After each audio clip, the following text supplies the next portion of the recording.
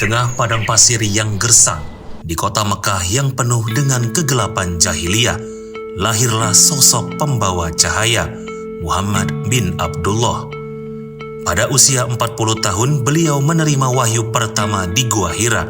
Disitulah dakwah Islam dimulai, bukan dengan pedang, melainkan dengan akhlak, kesabaran, dan kasih sayang. Perjuangan Rasulullah Shallallahu Alaihi Wasallam selama 23 tahun dari Mekah ke Madinah membawa risalah tauhid yang mengguncang tatanan lama. Islam bukan sekedar agama, tapi peradaban baru yang memuliakan ilmu, keadilan, dan persaudaraan. Setelah wafatnya Rasulullah, para sahabat melanjutkan misi dakwah ke berbagai penjuru dunia. Islam menyebar dari Damaskus ke Andalusia, dari Persia ke Samarkand. Melalui pedagang, ulama, dan pelaut, Islam perlahan memasuki kawasan Asia Tenggara. Selama ini kita memahami bahwa hijrah itu hanyalah pindahnya Nabi dari Mekah ke Madinah. Lalu setiap tahun kita memahami bahwa kita harus berubah. Itu betul. Tapi kenapa terjadi hijrah kan? Kenapa terjadi Rasulullah pindah? Sehingga saking istimewanya peristiwa pindahnya Nabi itu ditetapkan menjadi awal tahun Islam, karena sebelumnya kan Islam itu belum punya tahun, belum punya kalender. Nah, kenapa? Ini yang menarik yang dikatakan oleh Umar bin Khattab gitu. Kata Umar bin Khattab, setelah Rasulullah pindah atau hijrah dari Mekah ke Madinah terjadi perubahan. Nah, ini yang berbeda dengan ketika Nabi lahir. Sebelum lahir Nabi dan setelah lahirnya Nabi nggak ada perubahan. Atau setelah turunnya wahyu tidak ada perubahan. Sebelum wahyu turun dan setelah wahyu turun tidak perubahan. Tapi setelah Rasulullah hijrah itu terjadi perubahan ya. Yang sebelumnya dakwah itu diam-diam, dakwah itu terbatas, dakwah itu Islam itu tidak bisa dinampakkan. Nah, setelah Rasulullah pindah, maka Islam itu bisa ditampakkan. Bahkan kemudian Islam itu bisa diterapkan dalam segala aspek kehidupan. Ini bagian pertama yang saya kira sangat penting. Nah, lalu Rasulullah hijrah pindah ke Madinah. Apa yang terjadi? Yaitu Rasulullah itu berhasil menerapkan Islam yang sebelumnya itu hanya teori, hanya konsep, hanya ajaran biasa. Nah, tapi setelah Rasulullah hijrah pindah ke Madinah, maka Islam itu bisa diterapkan, dipimpin langsung oleh Rasulullah. Dan yang diatur oleh Islam bukan sekedar syahadat, sholat, zakat, puasa, haji, wirid, zikir, dan doa, tapi yang diatur oleh Islam, yang diterapkan oleh Rasulullah adalah diaturlah kehidupan ya, perekonomian diatur dengan cara Islam ya, politik pemerintahan diatur dengan cara Islam, pergaulan diatur dengan cara Islam, pendidikan diatur dengan cara Islam, dan seterusnya, sehingga terwujudlah keadilan, kesejahteraan, kemakmuran. Nah, ini buah dari hijrah, yaitu diterapkannya syariat Islam dalam sebuah institusi negara yang disebut dengan negara Madinah ya. Nah, yang selama ini mungkin hanya kita kenal bahwa ada perjanjian Madinah.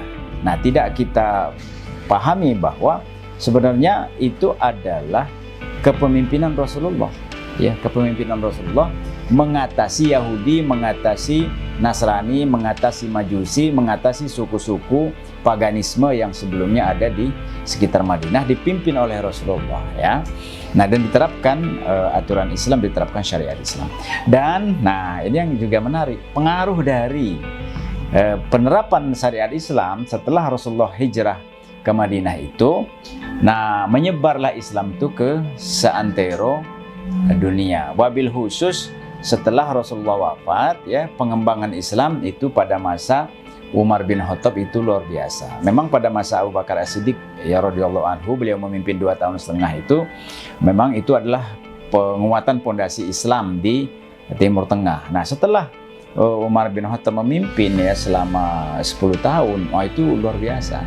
Yaitu sebelumnya Islam itu hanya ada di Jazirah Arab, tapi kemudian meluas. Mesir ditaklukkan ya. Padahal Mesir kan kita tahu itulah peradaban yang udah ribuan tahun eksis.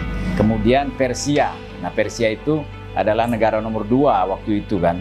Kemudian dalam waktu yang singkat ditaklukkan oleh Islam dan tunduk dan menerapkan syariat Islam. Yang di kemudian hari itu menjadi ibu kota Islam Baghdad ya. Nah, kemudian Romawi juga ditaklukkan oleh Islam ya, diterapkan Islam di Romawi bawah ya. Romawi bawah itu Syam ya, Palestina, Yordan, Lebanon, Suriah sekarang ya, di Syam. Dan bahkan kemudian setelah Khulafaur Rasyidin itu Islam itu pindah ya, ibu kotanya dari Madinah pindah ke Syam, ke Damaskus ya, gitu. Nah, jadi memang pengaruh dari hijrah itu luar biasa, yaitu diterapkannya syariat Islam, diterapkannya Islam secara keseluruhan, dan Islam itu tersebar luas ke seluruh penjuru dunia, meliputi peradaban besar yaitu Romawi sebagai peradaban nomor 1 waktu itu. Memang di Romawi pusatnya belum, yaitu di Italia kalau sekarang ya. Nah, tapi di Romawi bawah istilahnya, itu kalau di Quran itu disebutnya Romawi bawah itu, yaitu di Syam itu, Syam ditaklukkan. Persia sebagai negara adidaya nomor 2 ya, ditaklukkan juga. Kemudian Mesir ya, ditaklukkan. Nah, itu adalah berkah dari hijrah ya. Nah, dan tersebarlah Islam itu ke seluruh dunia, bahkan sampai ke Nusantara gitu loh. Sampai ke Nusantara. Nah, itu pada masa Muawiyah ya. Jadi setelah masa Khulafaur Rasyidin 30 tahun, lalu ibu kota Islam itu pasca Imam Ali ya, yaitu yang jadi khalifah adalah Muawiyah bin Abu Sufyan. Nah, Islam itu tersebar ke India ya, bahkan sampai ke Nusantara. Nah, ini yang menarik dalam beberapa catatan sejarah, yaitu Islam itu sudah sampai ke Sriwijaya. Di abad ke-13, angin dari barat membawa aroma rempah, sutra, dan Islam. Melalui jalur perdagangan, para pedagang Gujarat, Arab, dan Persia menyebarkan ajaran Islam ke pelabuhan-pelabuhan penting di Sumatera, Jawa, hingga Sulawesi. Pada awal abad ke-16, Kesultanan Palembang resmi berdiri sebagai kekuatan baru di Sumatera Selatan. Berlandaskan syariat Islam dan budaya lokal, para pendirinya memohon pengesahan dari Pusat Dunia Islam, Khilafah Utsmani, sebuah pengakuan yang akan memperkuat legitimasi dan martabat kerajaan ini. Pada masa akhir kerajaan Sriwijaya, di sekitar abad ke-13 hingga abad ke-14, itu perkembangan Islam di Nusantara sudah sangat masif, di mana para pedagang-pedagang dan juga para pendakwah sudah mulai banyak yang masuk ke Nusantara, tanpa terkecuali juga di Palembang. Hal ini dibuktikan dari adanya surat dari kerajaan Sriwijaya, Raja Sri Indrawarman meminta utusan dari para, kalau dalam surat itu menyebut pendeta Islam, maksudnya para ulama Islam untuk datang ke Nusantara dan memberi informasi tentang apa itu Islam. Nah, sejak saat itu perkembangan Islam begitu masif dan menyebar, bahkan banyak bukti-bukti yang ditinggalkan bahwa pengaruh Islam itu mulai bermunculan di Nusantara. Katakanlah ada kerajaan Pasai, ada makam Siti Fatimah binti Maimun, dan lain sebagainya. Dan di Palembang sendiri itu pengaruh Islamnya cukup kuat ketika pada fase kerajaan Palembang yang memang dimulai dari Aryo Dila atau Aryo Damar, kemudian Sidoing Lautan, Ki Gedeing Surotuwo, Ki Gedeing Suromudo, dan seterusnya sampai ke terakhir yaitu Pangeran Sidoing Kenayan dan Sidoing Rejek. Nah, pada saat Pangeran Sidoing Kenayan ini terciptalah sebuah undang-undang yang dikompilasi oleh Ratu Sinuhun menjadi sebuah kitab undang-undang Palembang yang semuanya mengacu pada hukum Islam dan peraturan-peraturan yang dibawakan atau yang diajarkan oleh Islam yang diaplikasikan dalam kehidupan di dalam kerajaan Palembang. Nah, pada masa Sidoing Rejek itu adalah penguasa terakhir dari Sultan Kerajaan Palembang sebelum berdirinya Kesultanan Palembang. Nah, pada masa Sidoing Rejek inilah raja terakhir ini nanti hijrah atau mengungsi ke, kalau sekarang kita kenal dengan daerah Indralaya atau Sakotigo. Nah, kekuasaan diberikan kepada adiknya Dan sejak saat itulah maka Sultan Abdurrahman nanti memproklamasikan dirinya menjadi sultan. Atau nama sebelum dia menjadi sultan itu dikenal dengan Ki Mas Hendi dan Pangeran Abdurrahim.